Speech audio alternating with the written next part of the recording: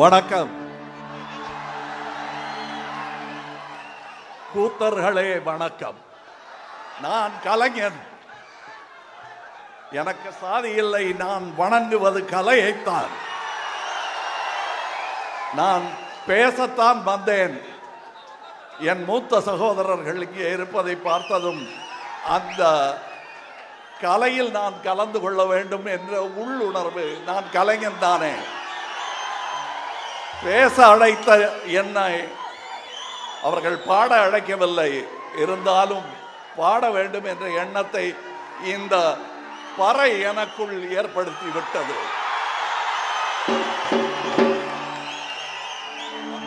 அதுவும் இல்லாமல் பாடுகிறேன்.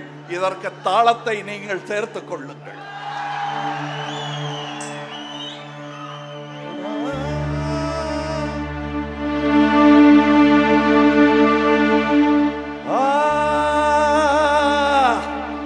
சங்கரனோ அயனோ எவரொருவரும் இல்லாத ஊர், பொன்மெய்த ஊர், நம்மக ஒளியே பகலவனாய் பொழிவு விழும் ஊர், நம்மக ஒளியே பகலவனாய் பொழிவு விழும் ஊர்.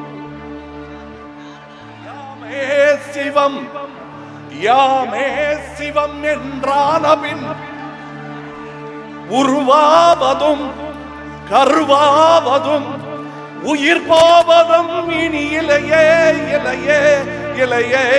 ஓ 24 நாடிகளை கூட்டுவது குண்டலனை யோகம் என்றே கொள்வோம். நல்லவராய் தினம் வாழுவதும் யோகம் என்றே சொல்வோம். உயிர் செய்யும் சாமி சாதிக்கொரு நீதி என செய்யும் என்று நீ நம்பலாமோ சோதரா? ஓ சோதரா,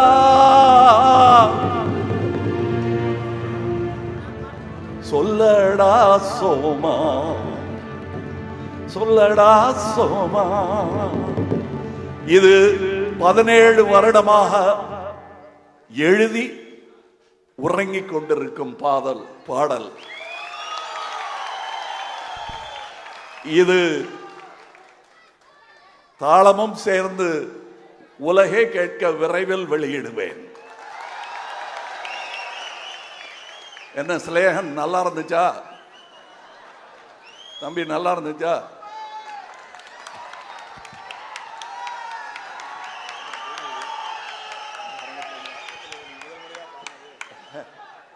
இது முதல் முறையா? இது அனைவருக்குமான பரிசு. இவருக்கு இப்பவே ஆரம்பிச்சிடுறேன். கொஞ்சம் இதை படிக்கணும், அதனால அந்த மேடையும் வேணும். பட் இவருக்கு பக்கத்தில் வச்சுட்டு இதை பெரிய எங்க வச்ச இது வைக்கணும், எனக்கு படிக்கணும். வேற ஒன்றும் இல்லைங்க. இப்போ புறப்படும் போது என்ன பரிசு வாங்கலாம்? அவர் அன்போட வந்தாரு. அவர் அன்போட வந்த போது நான் சொன்னதை உங்களுக்கு எல்லாம் சொல்லிட்டாரு. எனக்கு இந்த பொன்னாடையெல்லாம் வேண்டாம், என்னை அரவணைத்துக் கொள்ளுங்கள்.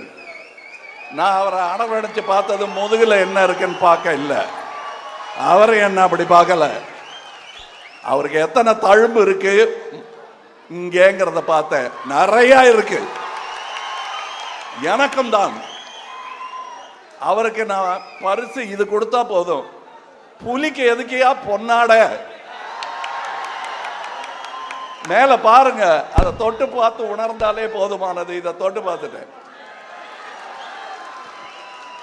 தம்பிக்கு பிறந்த நாள் வாழ்த்துக்கள். இடுப்பில் தூக்கி கொஞ்ச வேண்டிய தாய்மார்கள் அதை கொஞ்சி விட்டார்கள். இந்த நீல குழந்தைக்கு இன்று பிறந்த நாள் வாழ்த்துக்கள்.